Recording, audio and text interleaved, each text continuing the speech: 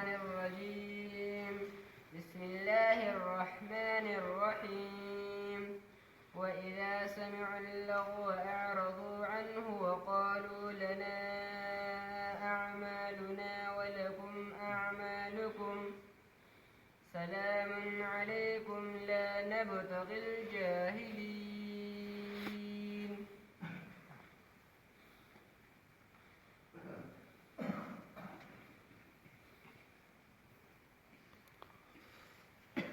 الحمد لله الذي من علينا بجزيل النعم، والصلاة والسلام على سيد العرب والعجم وعلى آله وأصحابه مصابيح الظلم.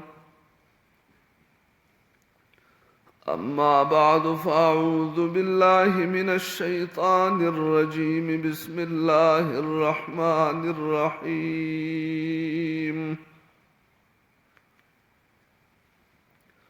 وإذا سمعوا اللغو أعرضوا عنه وقالوا لنا أعمالنا ولكم أعمالكم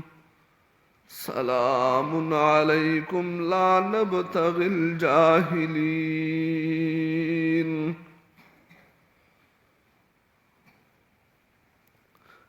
پنځه پنځوستم نمبر آیت ده سورة القصص.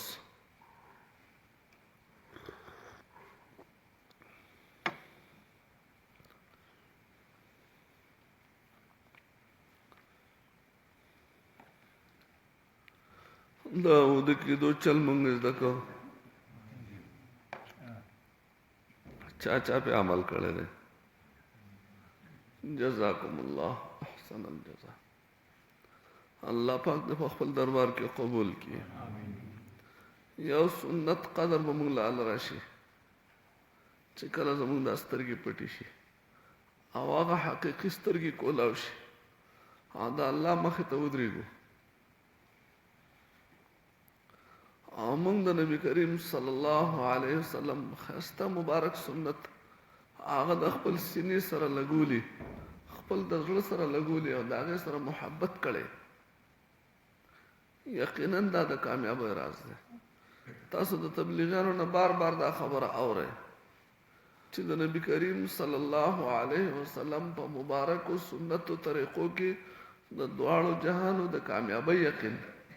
او د غیر په طریقو کې د دواړو جهانو د ناکامۍ یقین زموږ په زړه کې راشي. موږ 100% دا تسلیم کو چې کامیاب هغه سړی دی چې هغه په سنتو برابر و. د الله والا خلکو کومو ته چې الله پاک توفیق ورکړی د سنتو باندې د چلېدو. زموږ د خواجه خان محمد صاحب رحمه الله لوی بزرگ تیر شوی دی د دې زمانې. هغه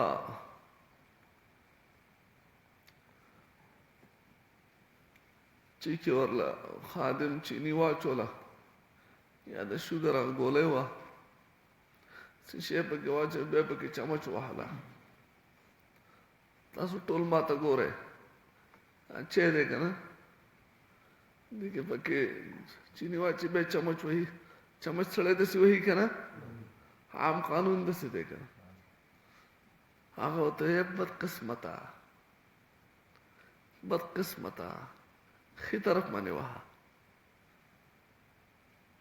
ځکه د الله پاک ښي طرف خوښ دی. داسې مه وهه بلکې څنګه وهه په دې بل طرف داسې وهه. دومره نری نری خبرو ته د هغو په سنتو کې خیالي چې نبی کریم صلی الله علیه وسلم په هر شي کې د ښي طرف خیال ساتلی دی. سالن کې څمڅۍ وهي عموما د عادت داسې جوړ شوی دی په داسې وهي. زنانو هم کوشش وکړو چې په ښي طرف باندې څمڅۍ وهو. تسبیح په ښي لاس باندې هم اوړي په ګس باندې هم اوړي نه دا دومره لازمي نه ده.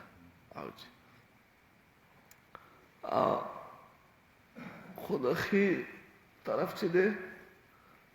هغه ان الله يحب التيامن في كل شيء، په هر چیز کې الله په ښې طرف خوښ کړی دی. کور ته ننوځي خیخ په مخ کې کا، کور نه راوځي هم خیخ په مخ کې کا، جمعات ته ننوځي خیخ په مخ کې کا، بازار کې نن باسي خیخ په مخ کې نن باسه، جمعات نه وته وخت کې ګڅخ په وباسه او بازار کې خیخ په نن باسه، بازار نه وباسي اول ګڅخ په وباسه، خیخ په بازار کې زیات وخت راشي. ان الله يحب التيامن في كل شيء. ګیره منګزوي سر منګزوي کنه څنګه منګزو خې طرف کوشي. نو د دې الله والا دا کوم چې الله والا لوی مقام ورکړي د بزرګي ولایت ته رسولي هغه د دې سنت چې دا مونږ ته واړو واړه ښکاري کنه دې سنت هغه رسولي خېجولي به هغه له مقام په دنیا کې عمر کړی په آخرت کې عمر کړی. تپوس کی تپوس جی په جامو کې مونږ باندې پابندي نشته ان شاء الله د یو سنت په مونږ ذکر کوو. د هر حالت چې زموږ 24 غنټې زندگی د سنتو موافق دی الله راولي. هغه د لپاره به مونږ کوشش کوو. په جامو باره کې مختصر تاسو سوال جواب دا راکم چې مونږ باندې پابندي نشته چې جامې څنګه جوړي. هر څوک چې هر څنګه جامې جوړي چې پرده پکې راځي دغه جامو اجازت ده. البته کوم چې د غیرو طریقې دي د هغې نه پابندي ده. په لباس کې به د یهودو نصاراو د مجوسیانو د هندوانو د هغو طریقې د هغې نه به ځان ساتي. په عبادت کې هم د هغو د طریقې نه ځان ساتي. نبی کریم صلی الله علیه وسلم د عاشورې روژه نیوله وی دا د یهودیانو د عاشورې روژه نیوي دا آسان لسمه چې ده. نو نبی کریم صلی الله علیه وسلم فرمایل چې موږ زیات حقدار یو د موسی علیه السلام چې دا لسمه روژه موږ ونیسو. صحابه عرض وکړه دا خو د یهودیانو مو نیسي. وی ښه چې هغوی نیسي بیا به موږ د هغو مخالفت کوو. هغوی یوه نیسي موږ به دوه نیسو چې عبادت کې هم د هغو سره یو شی نشي. نو په جامو کې هغه طریقې چې کوم د غیرو طریقې د دشمنانو طریقې د مسلمان طریقه نه د انګریز طریقې نو په هغې باندې پابندي ده. هغه که مثال په طور ټای شوه چې ناجیزه ده، که کالر شو چې هغه ناجیزه دی ځکه دا د هغو طریقې دي د هغو قانون دی. هغه زموږ په جامو کې راشي. نور که لستوڼی بند راولي که کولاو راولي او که غاړه څنګه راولي که نه هېڅ قسم پابندي په موږ باندې په دې کې نشته. جامې سړی څنګه جوړې په جامو کې به د زنانو مشابهت هم نه کوو. نارینه به د زنانو په شانې جامې نه اغوندي حرام دي او زنانه به د نارینو په شانې جامې نه اغوندي حرام دي. هغه زنانه باندې الله پاک لعنت ویلی دی کومه زنانه چې د نارینو پیشن کوي. عموما نن سبا د نارینو دا پیزار پخپو کوي. زنانه جنکۍ سکول ته ځي که نه پیزار یې د چا پخپو کړی د سړو پخپو کړی. دا حرام دی دا ناجایز دی. په دې زنانه باندې د الله لعنت دی. نو په دغه قسم پابندیانې دي چې د غیرو طریقې پکې نه. نور چې جامې سړی څنګه جوړولی جوړولی شي.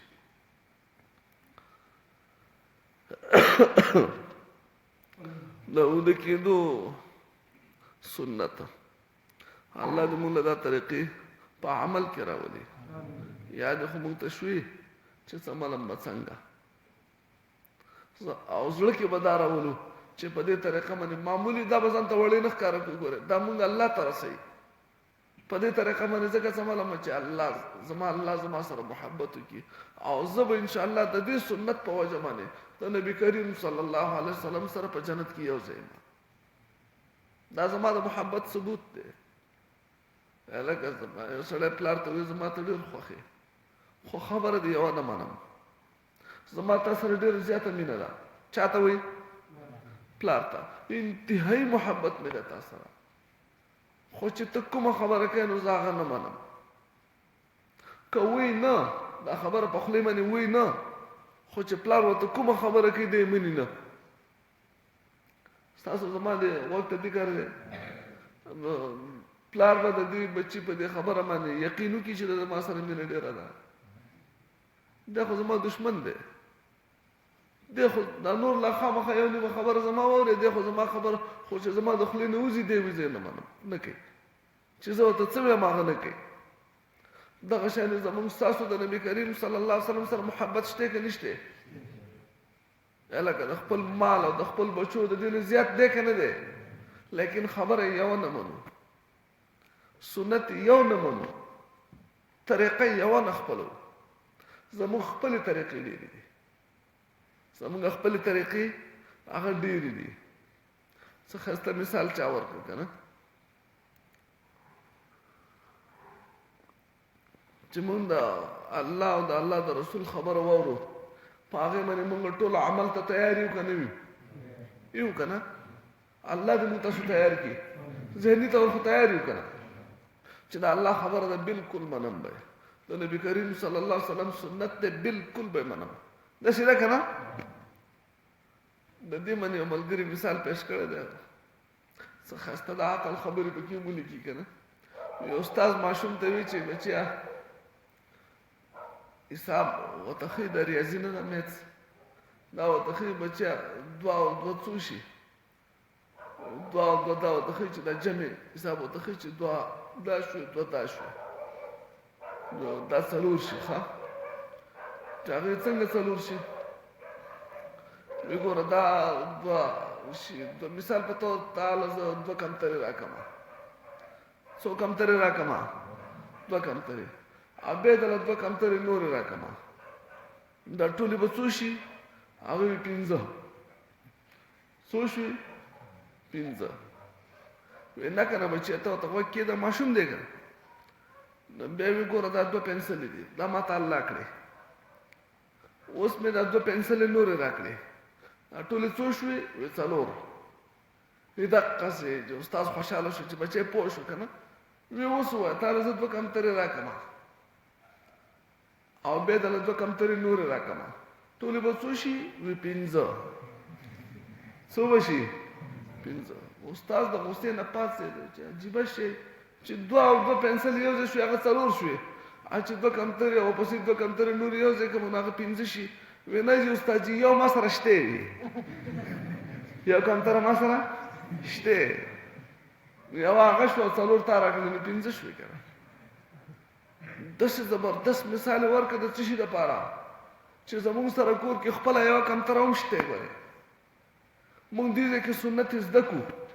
د الله احکام زده کړو خو زموږ خپله هغه کمتره سره موږ خامخا ټال کوو که د غم په حالاتو کې په کور کې څه غم راشي که نه نو موږ سره خپله کمتره یې هغه سره میلاو کړو مولي صاحب نه موږ هم اورېدلي دي تبلیغ کې موږ هم زده کړي دي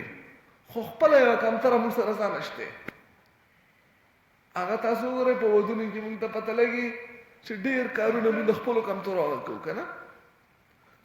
او هغه خپله کمتره څه دا زموږ د پلار نیکه د لاس موږ ته پاتې شي ده موږ لیدل د خپله مور مې لیده چې داسې کوو خپل نیکه مې لیده چې داسې کار یې کوو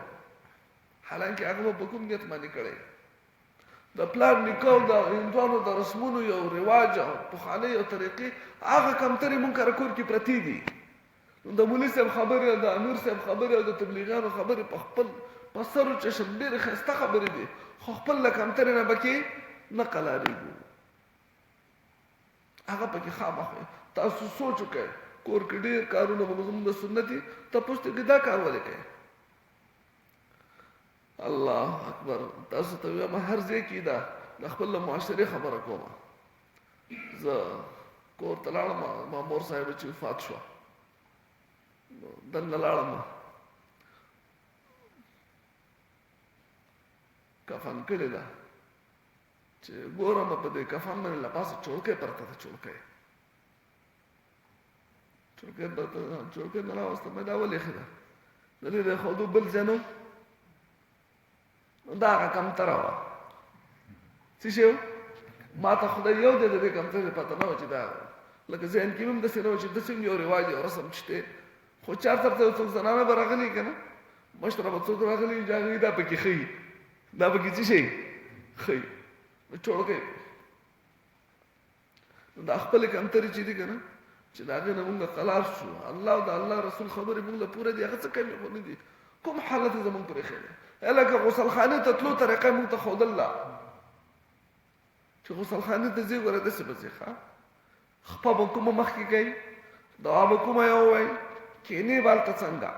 ګوري بچ ځتا کار بچ کوي ټیم بچنګو باسي استنجا بچنګ کوي بیا په پاتې څنګه او داس پڅنګ وځي بهر ته راځي څنګه بروځي کوم خپل مخ ته کوي کوم دعا به وای لکه چې د غسل خانه طریقه را تخودلې ده بل خبر او پاتې د پیغمبر نه لیکن موږ د خدای اوس د خپل کمترونو خلاص کی د خپل کمتر سره نه ملو کوم چې د الله د الله رسول خبرې دی هغه پوره دي الله اکبر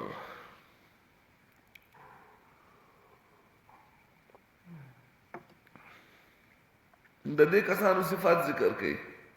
کوم کسان ته چې الله پاک ډبل ثواب ورکړي یو خدا هو کار داو چې صبر کې صبر الله دې زموږ تاسو صبر نصیب کړي مونږ تاسو له الله پاک په دین باندې استقامت او صبر نصیب کړي الله که صبر دا دې کنه چې لږ باران دې باران کی جمعه ته تلو درس کول تکلیف دې کنه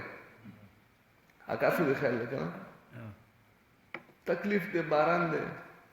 ناګه د وجه چلو شو نشم مطلب صبر نشم کوله برداشت کوله نشم اولنې جنت چې الله پاک چاله ورکی کنه دا جنت مې هغه چاله ورکړل چې هغه صبر کړو په دنیا کې جنت دا هغه چا دې چې په دنیا کې په دین باندې صبر کړو صبر سخت برداشت کړو نو اولنې صفت د دوی صبر ده دویم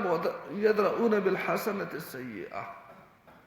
ګناه تیوشي فورا نیکی کوي یا څوک ورسره بدو کې دی هغه سره بد نه کوي ښه کوي ورسره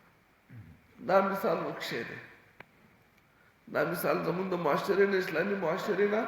ډېر ناپید دي ډېر ناپید چې څوک تا سره بد کوي ته ورسره ښه کوي وایي یېرېږي تې څه چل کوي یېرېږي تې ځکه هغه ورسره څه کوي دی ورسره څه کوي دا مثال وکشه دی حالانکه قرآن کې الله پاک فرمایي ادفع بالتي هي احسن فإذا الذي بينك وبينه عداوة كأنه ولي حميم تاسو څوک بد کوي تور سره خوکا دا ستا دشمن بستا دوست جوړ شي دوست تاسو سره محبت کوونکی به جوړ شي نو دویم صفت دا ده چې چل کوي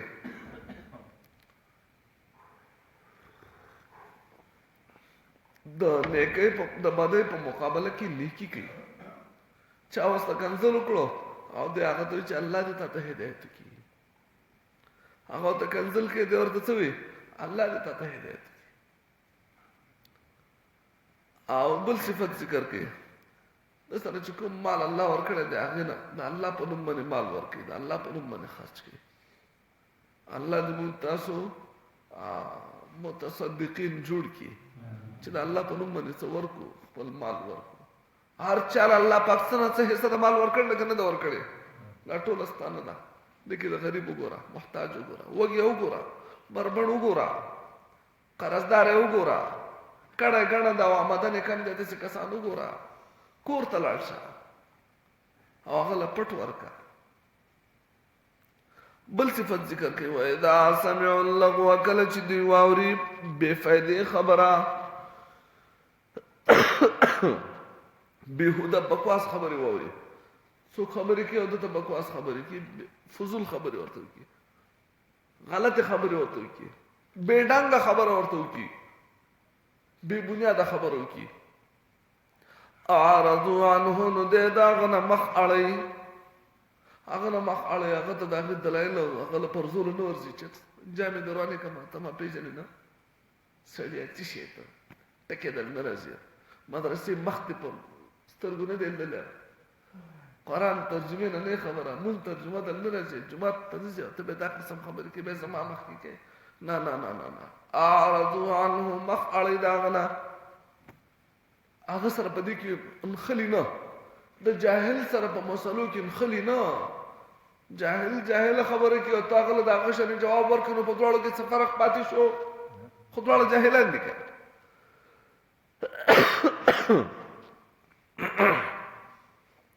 هغه نه مخواړه پته وتلې چې دی اوس جهالت من راغله ده